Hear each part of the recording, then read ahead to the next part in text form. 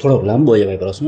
હમણાં તમારો એક સત્સંગ સાંભળ્યો. હા હા એમાં તમે આમ 3 સ્ટેપ દેખાડ્યા હા હા કે પહેલાં વિચારને જોવાનું, પછી થોડુંક ભાનનું પ્રમાણ વધે એટલે વિચારક જે ગમો ને અણગમો પ્રગટ કરે છે એમાં ધ્યાન દેવાનું, પછી હજી ધીમે ધીમે ધીમે થોડુંક ભાન વધારતા જાય એમ એ વિચારક ગમોનો અણગમો પ્રગટ કરે છે એ હજી ક્યાંથી આવે છે, તો એમાં તમે કીધું કે એ ઇમેજ પડી છે, ઇમેજ લઈને આવે છે. બરાબર. હવે એ ઇમેજ આપણે બનાવી નાખીએ છીએ એટલે ભાઈ આમ તો એ ઇમેજ એટલે એ ભવિષ્યનું કલ્પના જ થઈ ને એક જાતની, કે આપણે ભવિષ્યમાં આવી કલ્પના કરી છે કે આમ હશે, હું કોકના ઘરે જઈશ તો એ હશે કે નહીં હોય. ના, માનો કે તમને કોઈ એમ કહે કે તમે લોભી છો, હા, તો તમને શું થાય? દુઃખ થાય. એટલે શું કામ એને તમે એક ઇમેજ બનાવી કે હું લોભી નથી. હા, સિમ્પલ. તમે એટલે આપણે અત્યારે બેહોશ છીએ, બેહોશીની અંદર આપણે આપણા વિશે અનકોન્શિયસ ધારણાઓ, અનકોન્શિયસ ઇમેજ બનાવેલી છે, અને ઇમેજ અને તમે બે એક જ છો. એટલે આપણને જે અંદર પ્રોબ્લેમ થાય છે એનો અર્થ એમ છે કે ઇમેજ અને તમે બે એક છો. બરાબર. એટલે પહેલાં વિચારને જવાનો, પછી વિચારકને જવાનો, પછી ઇમેજ એટલે અલ્ટિમેટ જે વસ્તુ છે ને એને જોવાની, અને પછી એટલે એની સાથે સાથે કોન્શિયસનેસ છે એને પણ ટચ થઈ જાય. એટલે આ બાજુ કોન્શિયસનેસને ટચ થઈ જાય, આ બાજુ પ્રકૃતિનો આ જે વિભાગ છે, ઇમેજનો વિભાગ છે એ ટચ થઈ જાય. અને એ હવે આ તો હોય તો ઇમેજ જ, કલ્પના, હા, ચિત્ર. તો એ ચિત્રને આપણે હાવ અનકોન્શિયસ એટલે બેહોશીમાં બનાવ્યું હોય, અને ઓલી જાગૃતિમાં તમને દેખાઈ જાય કે આ વસ્તુ તો આ છે. એટલે એનો સેન્સ છે. એટલે ભાઈ આપણે માની લ્યો કોઈ પણ કામ માટે માની લ્યો અહીંયા જ આવવાનું છે ઉદાહરણ તરીકે, તો એક ઇમેજ બાય ડિફોલ્ટ અંદર પડી જ છે કે ભાઈ અહીંયા એકલા જ હશે, એટલે જઈને સત્સંગને 2-3 કલાક રહેવાનું છે. પણ માની લ્યો એવું કંઈક બની જાય ને 2-3 જણા આવી ગયા હોય તો ઓટોમેટિક ઓલું જે આપણી ઇમેજ, અમુક ઇમેજ બાય ડિફોલ્ટ પડી જ હોય ને આપણી અંદર. હા, ના એટલે એની મેળે જ થઈ ગઈ, એની મેળે જ બની જાય. તમને ખબર જ ના એટલે તમે એમ વિચાર કર્યો હોય કે 2-3 કલાક આપણને સત્સંગ થશે, અને અહીંયા એવું કામ કાઢ્યું હોય ને, હા, કે એને લીધે તમને એમ થાય કે પછી જ્યારે જાઓ ત્યારે એમ, એટલે અંદર ઇમેજ બનાવી કે સત્સંગ થશે, એને બદલે કામકાજ જ હાથમાં આવી ગયું, એટલે અંદર દુઃખ થાય, અંદર મજા ન આવે. એ રીતે એટલે ભાઈ એનો રસ્તો તમે જે ઓલું હાલતા કહો છો કે પરિસ્થિતિનો ઘટના છે એ જ પરમાત્મા છે, ટૂંકમાં એ ઝીટી છે ને જેવી સ્વીકાર કરી તો, અને એનાથી વાકેફ થઈ અંદર જે અંતઃકરણમાં જે ઇમેજો ને ગમો અણગમો પ્રગટ થાય છે, એ એનો રસ્તો રહ્યો ને વર્તમાનમાં રહેવાનું ને. વર્તમાનમાં એવું છે કે વર્તમાન છે એમાં તમે રહેવાનો અભ્યાસ કરો ને, એટલે તમે બનાવેલી જે ખોટી ઇમેજ હોય ને એને તમે જાણી શકો. તમે વર્તમાનમાં રહેવાનો જેમ અભ્યાસ કરતા જાઓ ને, એમાં ખોટી બનાવેલી ઇમેજો તૂટતી જાય. તમને એમ લાગે કે હું સ્વાર્થી છું, હું લોભી છું, હું બેઈમાન છું, બધી વસ્તુ લાગે. તો હવે તમે જે બનાવેલી ઇમેજો છે એ તૂટવા માંડે. તમારી પ્રેઝન્ટ મોમેન્ટથી તમે જે જોવો છો એના દ્વારા ખ્યાલ આવે કે આપણે ઇમેજ બનાવેલી છે, પણ આ તો આમ છે, આપણાની અંદર તો આ પડેલું છે, આ પડેલું છે. હવે તમને દેખાવા માંડે ઓલું અનકોન્શિયસ બની ગઈ હતી, અનકોન્શિયસ જે બની ગઈ હતી એ તમારા નજર સામે આવે છે કે આપણે આવા તો નથી એમ. એ રીતે એટલે ભાઈ આમ જોવા જાય થોડુંક આમ ચિંતન મનન કર્યું તો લગભગ બધું બહુ ઇમેજ જ બનેલી છે, એના ઉપર જ હાલતું એવું લાગે છે. સતત એક વસ્તુ પ્રત્યે આપણી ઓલું કન્ડિશન માઇન્ડ કહીએ ને, આમ એ જ વસ્તુ થઈ ને આપણું ટૂંકમાં બધી વસ્તુમાં કન્ડિશનિંગ જ હોય છે, આમ ને આમ, આમ ને આમ. ના, એટલે આપણે અંદરથી અજ્ઞાત રીતે માનેલું હોય, એટલે ઇમેજ આપણે બનાવી લીધી હોય કે આમ જ છીએ, આમ જ નથી. એટલે સંતોય કોઈ આડાવડા થતા હોય તો આપણને દુઃખ લાગે છે, એ સંતો આડાવડા થાય છે એમ ને. મેં સંતોની જે આકૃતિ બનાવેલી હતી તૂટે છે એનું મને દુઃખ છે. સંતો ગમે એ કરે એમાં મને કંઈ પ્રોબ્લેમ નથી, પણ મેં જે એની આકૃતિ બનાવી છે એમાં પ્રોબ્લેમ થાય.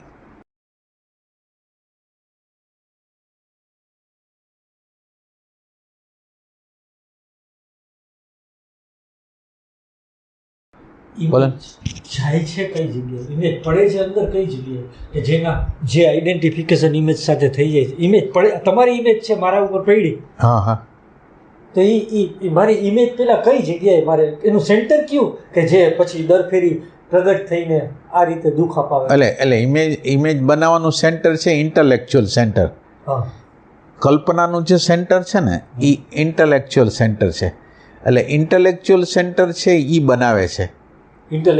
ઇન્ટેલેક્ચ્યુઅલ સેન્ટરની અંદર શબ્દ, વિચાર અને કલ્પના, શબ્દ, વિચાર અને કલ્પના એ ટાઈપની વસ્તુ ન્યારીએ છે. ઇમેજ બનાવે છે.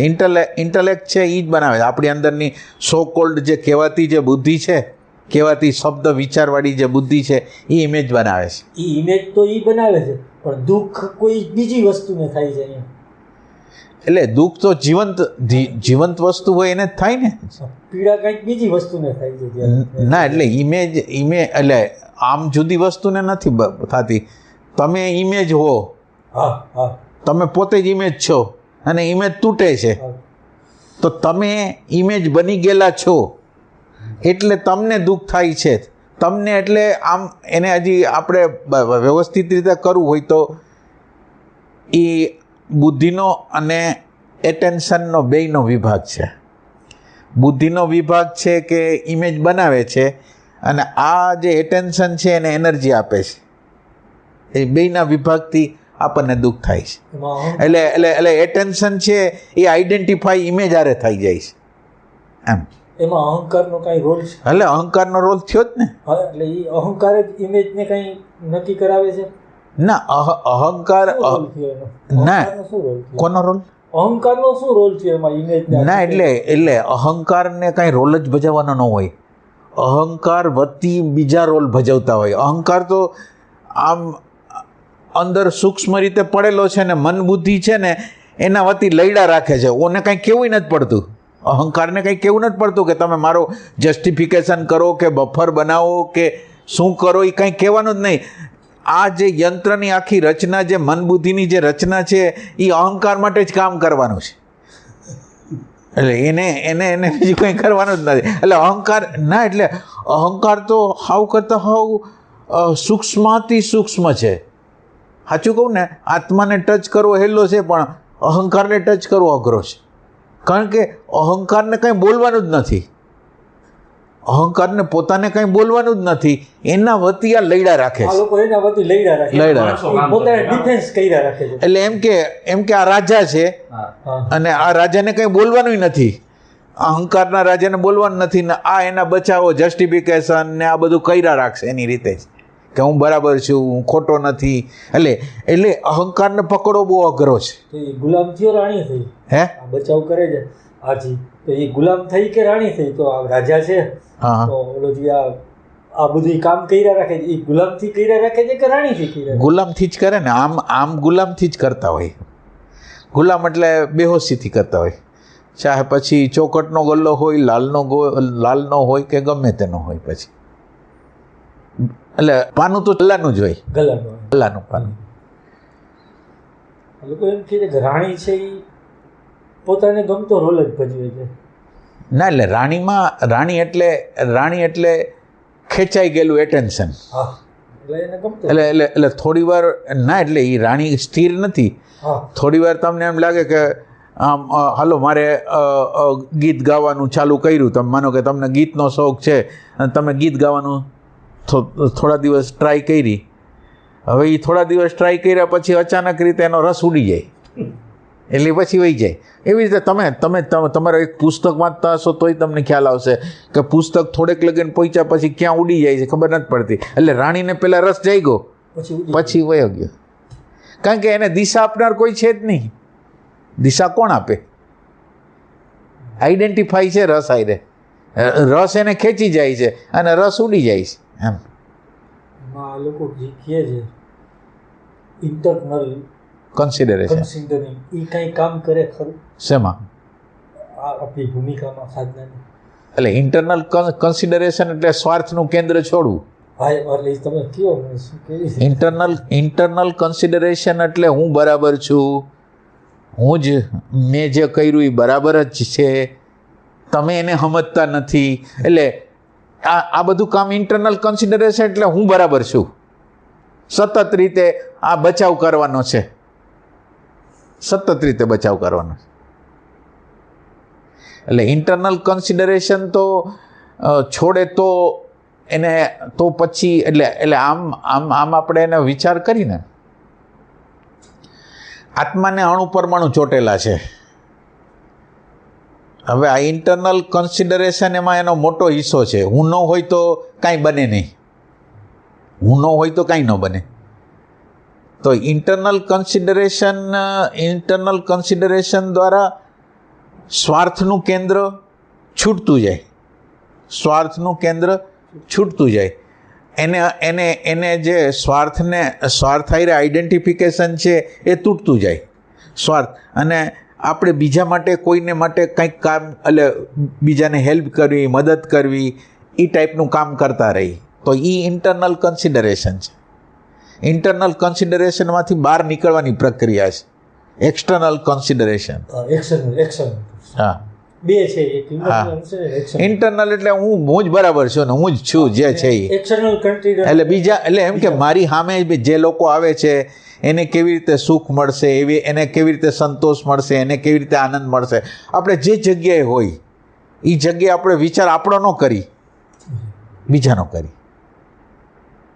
એટલે આજનો જ કિસ્સો તમે લ્યો તો તમે માનો કે તમારા ભવિષ્યનો એક વખતનો ઇન્ટરનલ કન્સિડરેશન તમે ન કર્યું, આજે ઓલા ભાઈને તમે ન કીધું, એને લીધે આ લોકોને બિચારાને લાભ ન મળ્યો. ગાડી તમે શેમાં આવ્યા છે?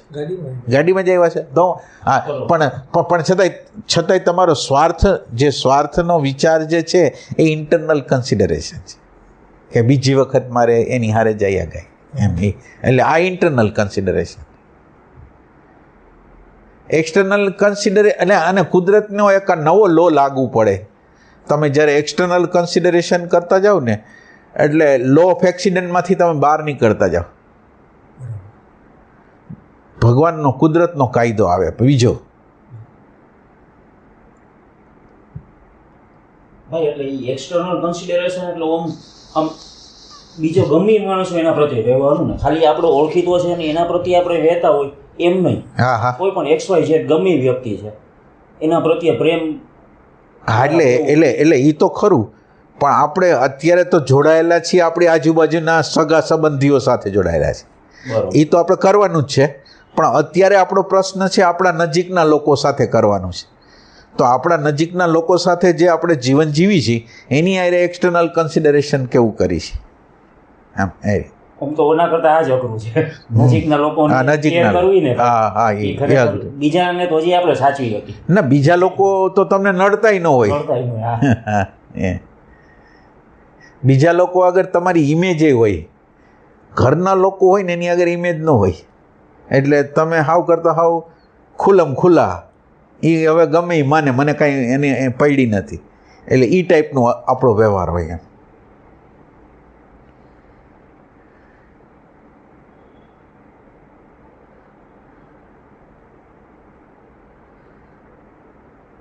આપણે ઘણીવાર વર્તમાનમાં રહેવાની વાત કરી હતી, તો એમ આપણે આજે એટેન્શન ઓચિંતામાં આપણે યાદ આવે છે કે વિચારમાં હતા ને વળી કેન્દ્રમાં આવી જાય. તો ભાઈ યાદ છે એ જ એટેન્શનને આવે છે કે એ આપણો જે સમજણ મળી છે એની યાદ? ના, એટલે યાદી અને પ્રેક્ટિકલ બે અલગ છે.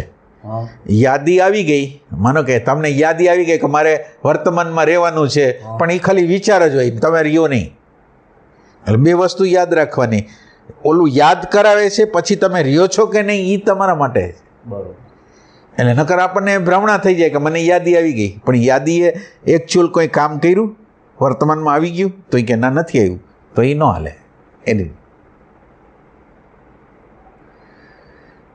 એટલે સ્મરણ થાય આપણને કે વર્તમાનમાં રહેવાનું છે, પાછું એ સ્મરણ એકચ્યુઅલ થાય કે ન થાય એ તમારે જોવાનું છે.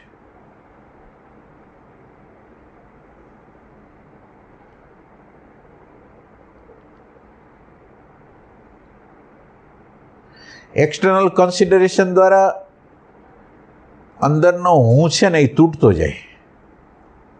ધીરે ધીરે ધીરે ધીરે અંદરના જે સ્વાર્થના બિંદુઓ છે એ તૂટતા જાય, તૂટતા જાય, તૂટતા જાય, તૂટતા જાય, છેટો પડતો જાય, છેટો પડતો જાય, છેટો પડતો જાય, અને આ અણુ પરમાણુ હાવ નીકળી જાય એટલે આત્માને ટચ કરી શકે. એટલે આ અણુ પરમાણુ, સ્વાર્થના અણુ પરમાણુ જેમ જેમ જતા જાય એમ પછી એ આત્માને ટચ કરી શકે.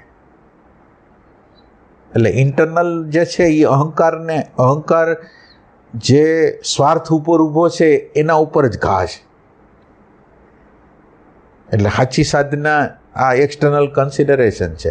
અને એક્સટર્નલ કન્સિડરેશન આમ આપણે ભલે કહેતા હોય પણ એ ખરેખર એવો ખ્યાલ આવે કે બીજાની મદદમાં જ મારી મદદ છે, એ તમને ખ્યાલ આવે. બીજાની ખુશીમાં જ મારી ખુશી છે એમ તમને જ્યારે ખ્યાલ આવે ને ત્યારે કામનું થઈ જાય. એક્સટર્નલ કન્સિડરેશન આમ તમે કરતા હો પણ તમને ઇન્સ્ટન્ટ સુખ મળતું જ ન હોય. માનો કે તમે કંઈક મદદ કરી કોઈને, માનો કે સ્વિગીવાળો આવ્યો ને સ્વિગીવાળાને જોયો તમે, તમને એમ લાગે કે આને બિચારાને પાણી કે એવું બધું દેવા જેવું છે સ્વિગીવાળાને, અથવા તો આપણા ઘરમાં આઈસ્ક્રીમ છે કે બીજું કંઈક વસ્તુ છે, તો એ આપણે આપવાની પ્રક્રિયા કરી એના દ્વારા આપણી અંદર એક ખુશી આવે જો ઓબ્ઝર્વેશન કરતા આવડે તો. ઓલું તમારી અગર કેલ્ક્યુલેશન હોય પૈસાનું કે આ આટલું ગયું ને આ આવ્યું અને મેં આને આટલું દીધું ને આટલા પૈસા ઓછા થયા, તો એક્સટર્નલ કન્સિડરેશન હતી. એક્સટર્નલ કન્સિડરેશનની અંદર ઇન્સ્ટન્ટ આનંદ છે, તાત્કાલિક આનંદ છે. ગમે ને તમે માન આપો, કોઈને સન્માન કરો, એના દ્વારા એ ખુશ, તમે ખુશ. તમે એનો રિસ્પેક્ટ કર્યું, તમારું રિસ્પેક્ટ થશે. હા, એ રીતે તમે જે અત્યારે કરો છો એ જ તમને મળવાનું છે. તમે અત્યારે આપો છો તો તમને કુદરત આપવાનું છે.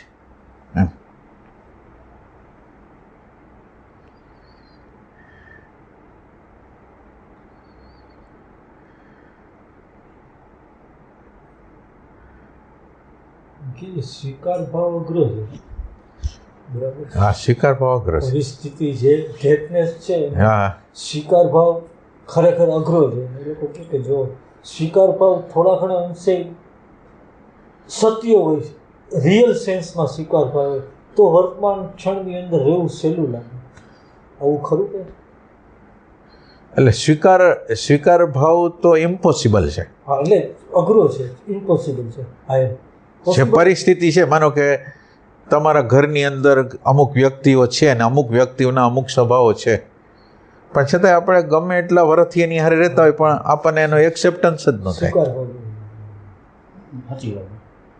એટલે એક્સેપ્ટન્સ ત્યાં ક્યારે આવે કે એટલે એક્સેપ્ટન્સ એ ત્યારે શક્ય બને કે જ્યારે તમે તમારી ઇન્ડિવિજ્યુઆલિટી એટલે તમારા વિચારના સર્કલમાંથી બહાર નીકળો. તો માનો કે તમે વિચારમાં જ છો, સતત રીતે વિચારમાં જ છો, તો તમે ફેકને નહીં જોઈ શકો.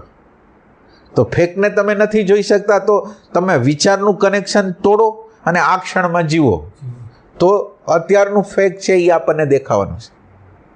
અત્યારનું જે ફેક છે એને ત્યારે જોઈ શકીએ કે આપણે વિચારમાં વ્યસ્ત ન હોય તો વિચારની એક વ્યસ્તતા તોડવાની છે અને વર્તમાન ક્ષણમાં આવવાનું છે. બીજું વર્તમાન ક્ષણમાં આવવાનું છે. વર્તમાન ક્ષણમાં આવ્યા પછી ફેક્ટ પ્રતિ થોડુંક આમ કરવાનું છે, ફેક્ટ પ્રતિ આપણો એરો આપવાનો, અને આપ્યા પછી તમને એવી સમજ થવી જોઈએ કે ફેક્ટનો સ્વીકાર ન કરવો એ ફૂલિશનેસ છે, એટલે મૂર્ખતા છે.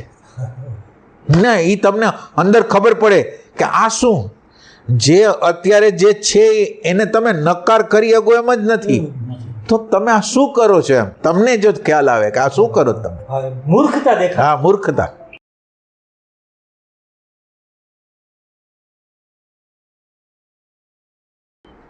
એટલે એ રીતે ફૂલિશનેસ જ્યાં લગીને તમને મૂર્ખતા ન દેખાય ને, એટલે હકીકત છે. માનો કે અત્યારે તડકો છે અને તડકામાં તમે હૈલાવો છો. હવે તડકા વિશે તમે જે ફરિયાદ કરો એ પણ એનો અર્થ શું? ફેક છે. જે તાપ છે, જે ટેમ્પરેચર છે એ આટલું જ છે. હવે આમાં તમે કંઈ કરી શકો એમ ને, તો આનો તમે વિરોધ કરીને શું કરવા માગો છો? અને આનો વિરોધ ન કરો તો તમે સત્યની વધારે નજીક વયા જાઓ. ટ્રુથની અંદર એન્ટર કરવા માટેનું ફેક છે એ સાધન છે કે જેના દ્વારા તમે સત્યની વધારે ને વધારે નજીક જતા જાઓ. એટલે ફેકનો સ્વીકાર થાય તો જ તમે સત્યની નજીક જાઓ, નગર કોઈ દી સત્યની નજીક નહીં જઈ શકે.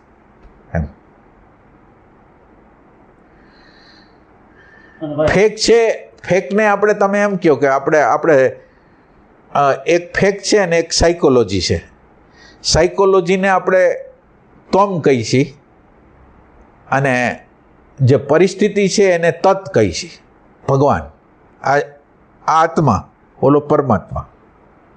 આત્મા ને પરમાત્માનું મિલન ત્યારે થઈ શકે કે પરમાત્માએ જે વસ્તુ આપેલી છે એનો સ્વીકાર કરે તો આત્મા ને પરમાત્માનું મિલન. યોગ આને કહેવાય. પરિસ્થિતિ કુદરતે આપેલી છે, પરિસ્થિતિ કુદરત, અને અંદરનું સાયકોલોજી જો એનો વિરોધ કરે તો યોગ ન થાય. અને જો અંદર આત્માને પ્રગટ કર્યો, તમારી હાજરીને પ્રગટ કરી અને કુદરતની જે ઘટના આવી એનો સ્વીકાર થઈ ગયો તો આત્મા અને પરમાત્માનું મિલન થઈ ગયું. તમારો સંઘર્ષ વયો ગયો, તમને ફેક્ટ છે એ એક્સેપ્ટ થઈ ગયું અને ટ્રુથની તમે નજીક વયા ગયા. એ ટાઈપની વસ્તુ. ટ્રુથની એન્ટ્રી જ ફેક્ટથી છે. ટ્રુથ જ્યાં લગીને સ્વીકારાય નહીં ને ત્યાં લગીને સત્યની નજીક ક્યારેય ન જઈ શકાય. ફેક છે એ કુદરતની મહાન ઇન્ટેલિજન્સ છે. જે પરિસ્થિતિ આપણને આપે છે, જે રીતે આપે છે, એની મોટી એક ઇન્ટેલિજન્સ છે. એનો આપણી સાયકોલોજી નાનકડી, એને કંઈ ખબર ન પડે, એ ઓનો ઇનકાર કરે છે મોટી ઇન્ટેલિજન્સનો, અને એટલે દુઃખી રહીએ છે. એમ આ જ્ઞાન પહેલી વાર તમારી પાસે સાંભળ્યું. ક્યાંય આવું નથી સાંભળેલું કે નાની નાની પરિસ્થિતિ છે એ પરમાત્મા છે. હા, એ તો ના, એટલે રિયલ વસ્તુ છે આ. રિયલ એ જે ઘટનાઓ છે એ વૈશ્વિક ઇન્ટેલિજન્સથી ઘડાય છે. ક્યારે ક્યાં અણુપરમાણુનું, અત્યારે ક્યાં અણુપરમાણુ ઉપસ્થિત થઈ રહ્યા છે એ પ્રમાણેની ઘટના, એ પ્રમાણેની વ્યક્તિઓ, પરિસ્થિતિઓ યોજાય. આ બોડીની અંદર કોઈ છે જ નહીં, બોડીની અંદર કોઈ હાજર જ નથી, તો હવે કોણ કામ કરશે? તો એ કે વૈશ્વિક ઇન્ટેલિજન્સ. હવે એના કર્મ પ્રમાણે એ પેલું પરિણામ આપશે, એટલે એ પ્રકારનો વિચાર આપશે, એ પ્રકારની પરિસ્થિતિ, એ પ્રકારની ઘટના આપશે. એ ટાઈપની વસ્તુ. એવું જોવા મળે અત્યારે તમે જે રીતે કહો છો કે સારા ગુરુઓ કંઈ જાગેલા કંઈ, તો એવું લાગે કે એની અંદર હજી સ્વીકાર ભાવ ટોટલ થયો નથી. એવું મને અત્યારે એવું લાગે કે ભાઈ આ તો આ લોકોનો ખરેખર જે કુદરતની જે ઇન્ટેલિજન્સ ધેટનેસ ઉપર આવીને ઊભી છે, ઘણી વખત હાઇટવાળા ગુરુઓનો સ્વીકાર નથી હોતો. તો શું આ પણ એટલે ફિલોસોફી અને હકીકત જુદી હોય છે. એક ફિલોસોફિકલ રીતે હું તમને કહી દઉં, અને એકચ્યુઅલ જ્યારે મારા જીવનની અંદર આવે ત્યારે હું કરી ના શકું. એટલે બિઈંગ અને નોલેજ વચ્ચેનો તફાવત છે. મારું બિઈંગ અને નોલેજ મારું આગળ છે અને બિઈંગ મારું નબળું છે. એટલે હું વાત કરું છું મોટી, મારું બિઈંગ એવું નથી, બદલાણું નથી મારું બિઈંગ. એટલે એમાં સારા કહે છે આ લોકો, કહે છે કે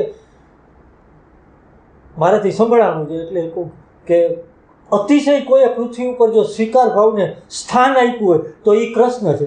બરાબર. કૃષ્ણની અંદર જે સ્વીકાર ભાવ હતો એ કંઈક, તો એવું લાગે કે તો પછી આ જ્યાં અમે લોકો જાતા કરતા હોય તો અમે અમારી અંદર એ પિક્ચર તો બધા પડતા જ હોય, ઇમ્પ્રેશન તો એમ લાગે કે આ વસ્તુનો આ લોકોને કેમ ઇનકાર છે. ના, એટલે એ છે ને જ્ઞાન અને બિઈંગ છે ને, નોલેજ અને બિઈંગ વચ્ચેનો ગેપ છે. એટલે જ્યાં લગીને તમારું બિઈંગ આ નોલેજ જેટલું ન થાય ને તો એ ભેદ તો રહેવાનો જ. અને આપણે એક વખત આપણા સત્સંગમાં એમ કહેવામાં આવ્યું છે કે લગભગ નોલેજ હોય ને એ હંમેશા બિઈંગથી આગળ જ હોય. એટલે અનુભવ ન હોય એના કરતાં વાત વધારે હોય. આ આપણે વાત કરેલી છે. લગભગ 99.99% અંદર આપણે જે અનુભૂતિ ન હોય ને એની વાત કરવાની છે એમ.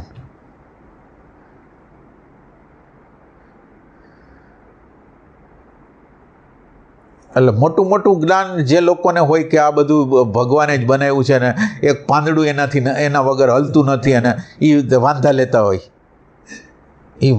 હોય કે આ કેમ આમ ને આ કેમ આમ એમ. ખરેખર કોઈ પણ પ્રસંગ બને એટલે મારા અંદર અણુ પરમાણુ ન હોય તો ન જ બની શકે. એક વસ્તુ છે અંદર એમ.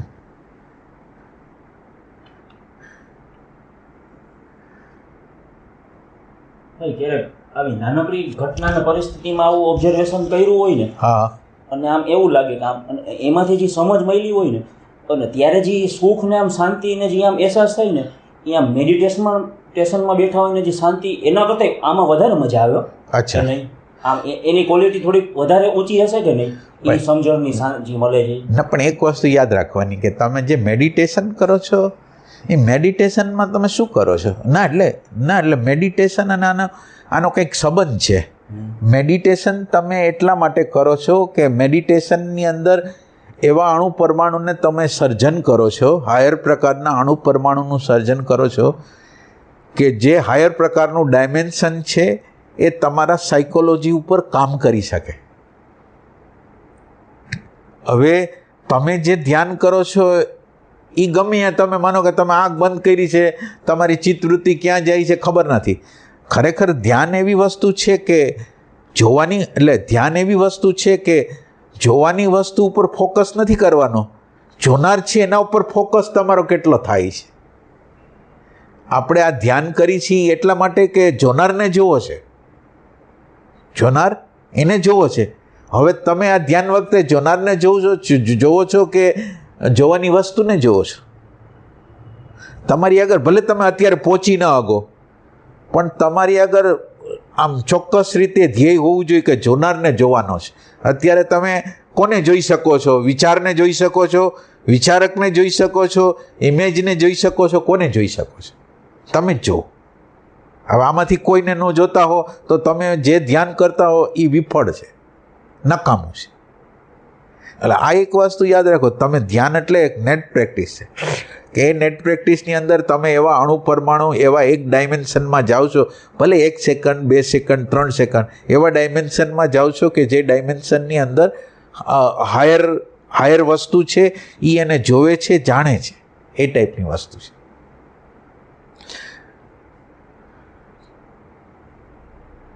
એટલે ઓમ તો હાયરની જ વસ્તુ કામ કરે છે અજ્ઞાન કાળે પણ.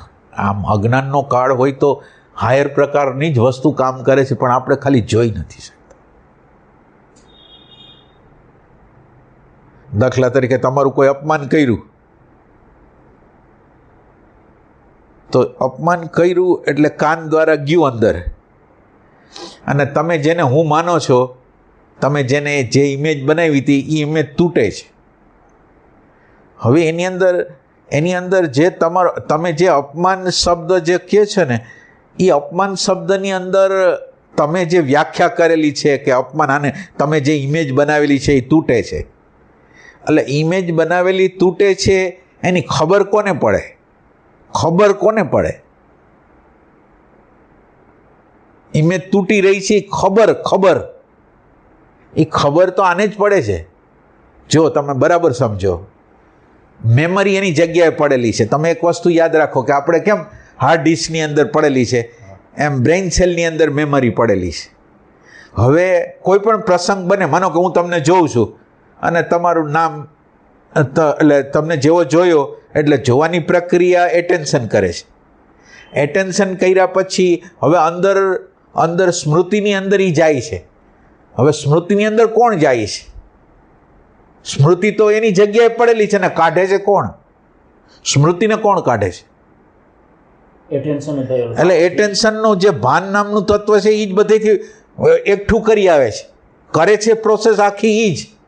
અને આપણને દેખાય છે દ્રશ્ય, એટલે જે દ્રષ્ટા છે એ શું કરે છે એ ખબર નથી પડતી, દ્રશ્ય તરફ નજર છે એટલે આપણને એમ લાગે છે મન બુદ્ધિ ચિત્ત અહંકાર એની રીતે કામ કરે છે, એની રીતે કોઈ કામ કરી ના શકે.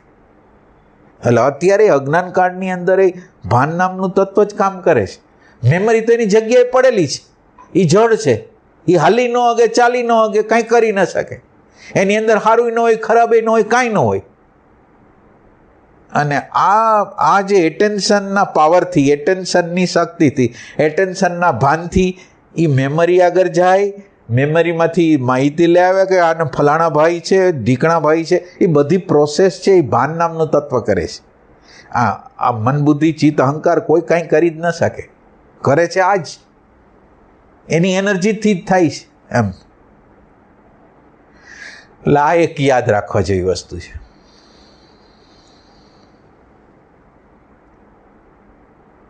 એટલે ભાઈ આ ઇન્સ્ટ્રુમેન્ટ કેમ ઇલેક્ટ્રિસિટીથી હાલતા હોય, હા. એટલે આ યંત્ર હા, ઇલેક્ટ્રિસિટી છે. હા, આ ઇલેક્ટ્રિસિટીથી હાલે છે. હા, આપણે ઇલેક્ટ્રિસિટીનો અનુભવ કરવાનો. હા, એટલે આપણું ધ્યાન ઇલેક્ટ્રિસિટી ઉપર નથી જતું. ઇલેક્ટ્રિસિટી જે કામ કરે છે, ઇલેક્ટ્રિસિટી થ્રુ કામ કરે છે એના તરફ નજર જાય છે.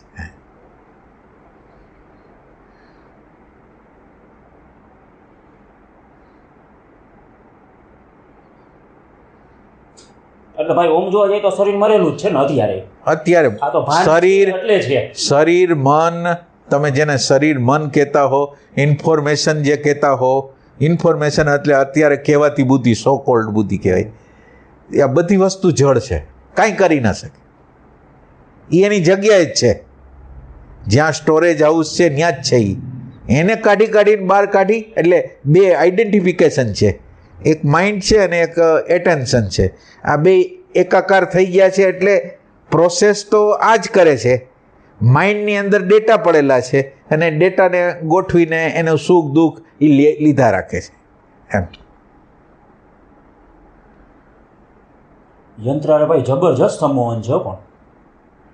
એટલે ફ્રેક્શન ઓફ સેકન્ડની અંદર કેટલી પ્રોસેસ થઈ જાય તમને ખબર જ ન પડે. તો તમારી શું કહેવાય કે આપણે સ્પીડ આના કરતાં વધારે હોય તો તમે આને પકડી આવો.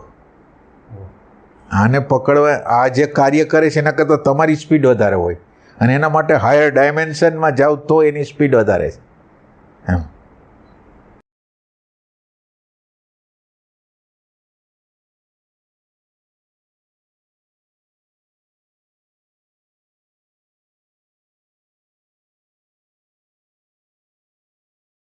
કોમ્પ્યુટર હોય એની અંદરથી કરંટ કાઢી નાખો તો શું કેવી રીતે કામ કરે? ત્યાં ડેટા તો બધા પડ્યા જ છે, કંઈ કરીએ કે? તો બસ એક્ઝિટ એવું છે. અંદર આનો કરંટ જે ન હોય તો આ કોઈ કામ કરી જ ન શકે. મન, બુદ્ધિ, તમે જે કહેતા હો, અહંકાર, બધું કોઈ કાંઈ કામ ન કરી શકે.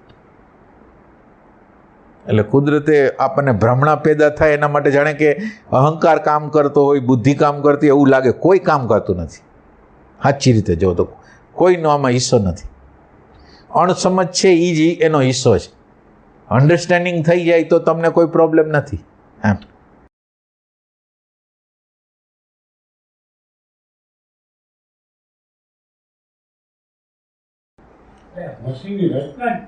અદ્ભુત. એટલે અદ્ભુત એટલે તમે એમ સમજો, બોડી અને બ્રેઇન એ 3 ડાયમેન્શનલ છે. બોડી બ્રેઇન સિસ્ટમ આખી 3 ડાયમેન્શનલ. હવે એ 3 ડાયમેન્શનલની અંદર એટેન્શન છે એનું પ્રતિબિંબ પડે, એટલે એટેન્શન એક 4થું ડાયમેન્શન.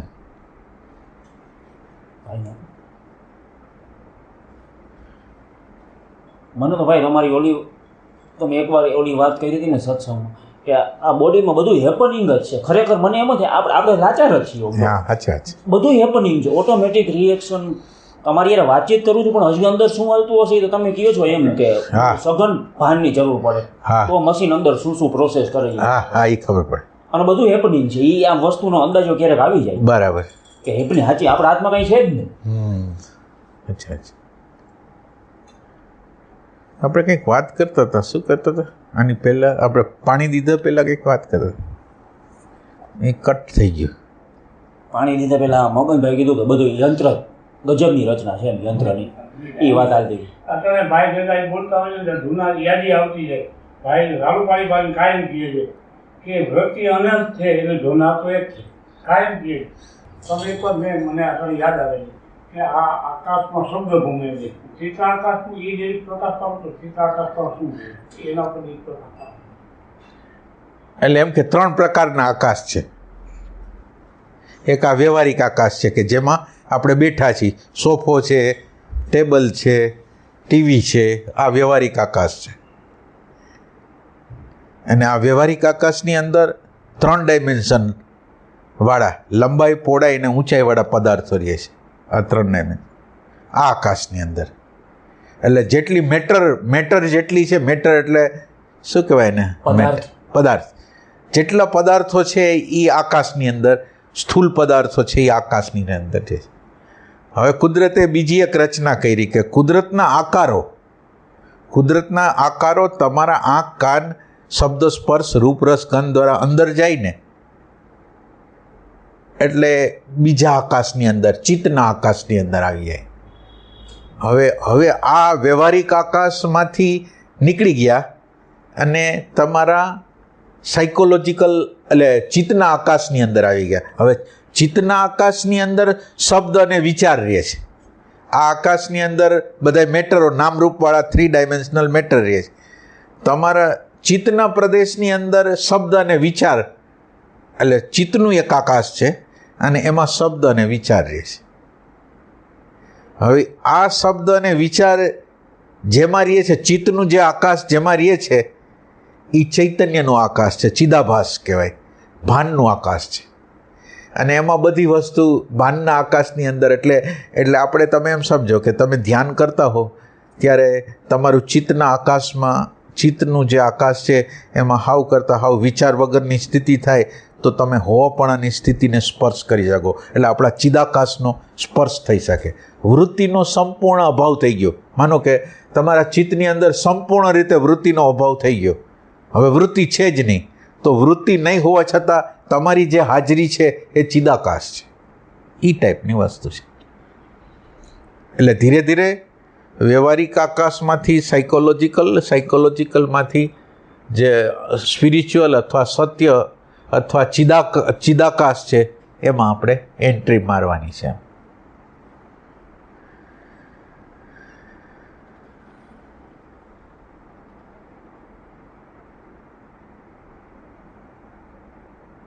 સાયકોલોજીકલ વર્લ્ડની અંદર એક ભાષાની શોધ થઈ ને, એ ભાષાની શોધે જ દર્શન છે ને એને ઉડાડી દીધું. ભાષાની જે શોધ થઈ, હવે દાખલા તરીકે નાનું બાળક છે, હવે નાના બાળકને આપણે ટ્રાય કરી છીએ કે આને મમ્મી અને પપ્પા અને ટેબલ અને ખુરશી અને આ કહેવાય. એટલે જેવો એ કોઈ પદાર્થને જોવે એટલે અંદર થિંકિંગ થોટ પેદા થવા માંડે. એટલે એને હંમેશા હવે જ્યારે કોઈ પણ વસ્તુ જોવે, પદાર્થ જોવે તો સીધો વિચારણક. હવે એને દર્શન હંમેશા માટે, એટલે 1 સેકન્ડને માટે એ આવી ગયો, દર્શન થયું અને પછી આખી પ્રોસેસ વિચારની જ થઈ જાય. અને આપણું એજ્યુકેશન વિચાર ઉપર, સ્મૃતિ ઉપર, તમને યાદી કેટલી છે એના ઉપર તમારું એજ્યુકેશન છે. એટલે સ્મૃતિનો પ્રદેશ, એટલે દર્શન કરવાનું જે હતું ને એને આપણા માનવ જાતે આ શબ્દ અને વિચાર અને લેંગ્વેજ આપીને એને કાપી નાખ્યું. અને શબ્દ અને વિચાર ખાલી કામ નથી કરતા, શબ્દ અને વિચારે છે પ્લસ એની અંદર વેલ્યુએશન છે. શબ્દ અને વિચાર કાંઈ હાનિ કરે એમ નથી, એમાં જે વેલ્યુ નાખી છે કે આ જ સાચું, આ જ ખોટું, આપણે વેલ્યુ જે નાખી, આ જ ઉત્તમ, આ જ અધમ, એમ કરીને જે વેલ્યુ નાખી છે એ બધાનું મિશ્રણ થઈને પછી આ આપણને સુખ દુઃખનું આખી વસ્તુ બને. વેલ્યુએશન છે ને એ આત્મામાંથી આવે. આપણું જે કોન્શિયસનેસ છે, વેલ્યુ એટલે રસ. એ રસ છે એ આનો છે અને ખબર નથી એટલે રસ બીજી વસ્તુમાં જાય છે. અત્યારે આપણને જાણતા નથી એટલે રસ સ્વરૂપ પરમાત્મા છે. એટલે એક વસ્તુ યાદ રાખો કે જળ વસ્તુમાં રસ જ ન હોય. માનો કે આ છે એમાં રસ શું હોય, આ છે એમાં રસ શું હોય? રસ તો જીવંત વસ્તુ હોય એમાં હોય. તો આપણી અંદર જે જીવંત તત્વ છે એની અંદર રસ છે અને આ રસ રેડાય છે બહારની બાજુએ અજ્ઞાનથી. એ ટાઈપની વસ્તુ.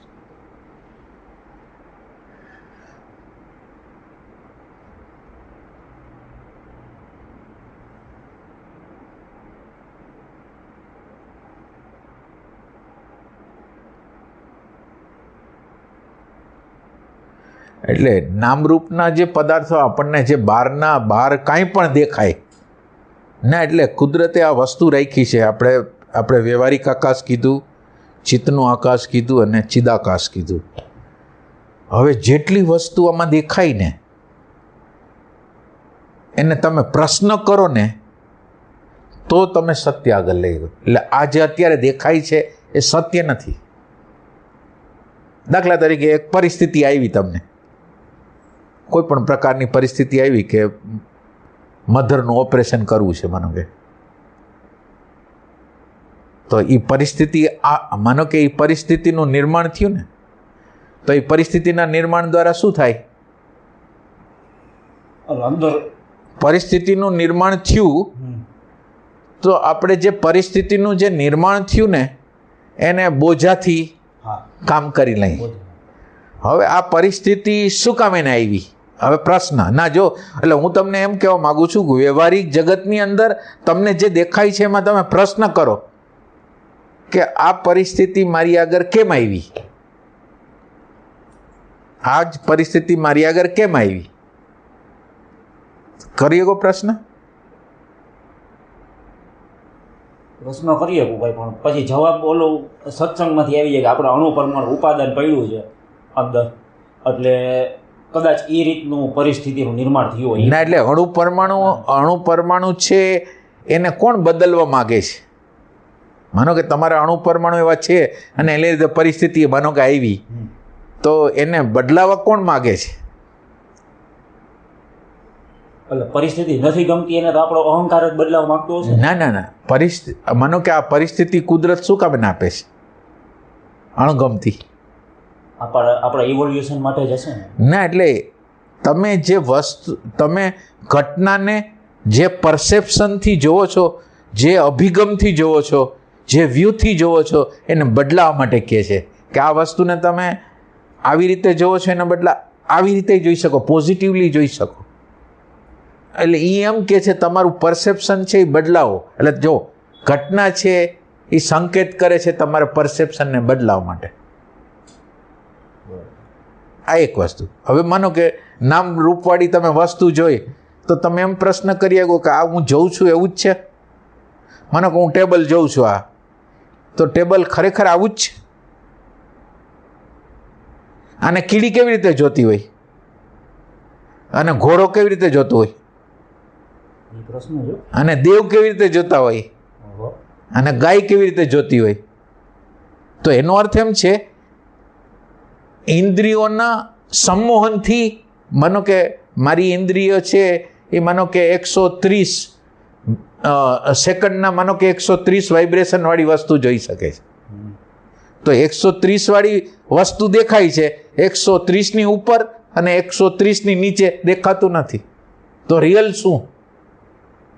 આ તો ઇન્દ્રિયોએ પોતાની ભ્રમણાઓ બતાવી છે. ઇન્દ્રિયોને જે દેખાય એટલું જ સત્ય, બાકીનું શું? તમે ક્વેશ્ચન ના, એટલે જે દેખાય છે ને તમે ક્વેશ્ચન કરો, જે દેખાય છે એને પ્રશ્ન કરો. સુખ, માનો કે સુખ લાગે છે તો તમે ક્વેશ્ચન કરો કે સુખ કોને લાગે છે? દુઃખ લાગે છે તો તમે પ્રશ્ન કરો દુઃખ કોને લાગે છે? આપણે કોઈ ક્વેશ્ચન નથી કરતા એટલે આપણે ચિદાકાશ લગીને પહોંચતા નથી. એટલે કુદરતે ઉપર આ સુપરફિશિયલ માળખું રાખ્યું છે. આ સત્ય નથી. તમે ક્વેશ્ચન કરશો ને ત્યારે ચિદાકાશ લગીને પહોંચી શકશો. એટલે ભાઈ એક વસ્તુ લર્નિંગ છે એમ ને? હા, બધી વસ્તુમાંથી લર્નિંગ કરવાની છે. ના, એટલે ક્વેશ્ચન એટલે અત્યારે આપણે માની લઈએ છીએ કે આમ જ છે. દાખલા તરીકે તમે મને જોવો છો ને તમને એમ લાગે છે કે આ વિનુભાઈ આમ જ છે. એવું નથી. આ એમ નથી. જે દેખાય એટલે તમે વિચાર કરો, આને વાક ઇન્દ્રિય છે, આંખ છે, કાન છે, એની પાછળ સાયકોલોજી છે, એના પાછળ એનર્જીઓ છે, સાયકોલોજીકલ છે, પછી મેન્ટલ છે, કોન્શિયસ એનર્જીઓ છે, એ કામ કરે છે. આ તો ઇન્સ્ટ્રુમેન્ટ છે, આ રિયલ નથી. આની પાછળ જો એનર્જી વહી જાય તો કોઈ કામ જ ન કરે. તો એ જે કોન્શિયસ એનર્જી છે એને ગોતવાની છે, આપણે ગોતતા નથી. એટલે જ્યાં લગીને દ્રશ્ય વસ્તુની અંદર તમને સવાલ નહીં થાય ને ત્યાં લગીને આધ્યાત્મ ખુલશે નહીં. મને સુખ શું કામે ને મને દુઃખ શું કામે ને, એમ હું આ પૃથ્વી ઉપર શું કામે ને, મારા જીવનની અંદર ઘટનાઓ આ પ્રકારની ઘટે છે એ શું કામે ને, હું કોણ છું એ પ્રશ્ન કરી શકો, તું કોણ છો એ મેં પ્રશ્ન કરી શકો, તે કોણ છે મેં પ્રશ્ન કરી શકો, તમે જેને કરવું હોય. હા, એટલે ભાઈ એક પ્રશ્ન હમણાં રહીએ છે કે એમ કે આ ખરેખર એમ આપણે આ શરીર જે હાલે છે કઈ શક્તિથી હાલતું હશે? એમ અંદર એવો પ્રશ્ન આમ ઘણી વાર થતો હોય છે. તો રાખવાનો પ્રશ્ન કે ખરેખર આ છે તો એનો અનુભવ કેમ થાય? એમ જોઈએ બસ પ્રશ્ન રાખો એટલે જવાબ આવડશે. આની અંદર મહત્વની વસ્તુ ખાલી પ્રશ્ન રાખવાની છે અને જવાબ ગોતવાનો નથી. પ્રશ્નની ઇન્ટેન્સિટીથી રાહ જોવાની છે કે આ પ્રશ્નનો જવાબ શું હોઈ શકે. જવાબ તો હાયરમાંથી જ આવશે, લોઅરમાંથી ક્યાંયથી આવશે નહીં. સ્મૃતિના પ્રદેશમાં આની ખબર જ નથી, એટલે સ્મૃતિના પ્રદેશમાંથી આવવાનો જ નથી એમ.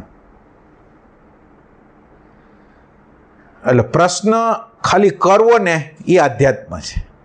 જવાબ તો કુદરત આપશે, જવાબ તમારે આપવાનો જ નથી, અસ્તિત્વ આપશે. અને ઘણીવાર ભાઈ પ્રશ્ન કર્યો હોય પણ અંદરથી ડેટામાંથી જવાબ આવી જતો હોય પણ છતાંય આપણે એનો નકાર કરવાનો ને, કારણ કે આપણે અંદરથી સંતોષ તો ન જ થાય કે આ ઓરિજિનલ જવાબ છે નહીં, આ આવ્યો છે ડેટામાંથી, સાંભળ્યું છે બધું. ના, પણ એનો તો અર્થ જ કાંઈ નહીં. તો ડેટામાંથી જવાબ લઈ આવે છે એનો તો કાંઈ અર્થ નથી. મારી આંખથી જોવું છે, ડેટા છે એ બહારની આંખ છે, બીજા લોકોએ આપણને કીધેલું છે એની આંખ છે, અને એ લોકોએ બરાબર જોયેલું નથી એવી આંખો છે એમ. સ્વયંની આંખથી જોવું છે એમ.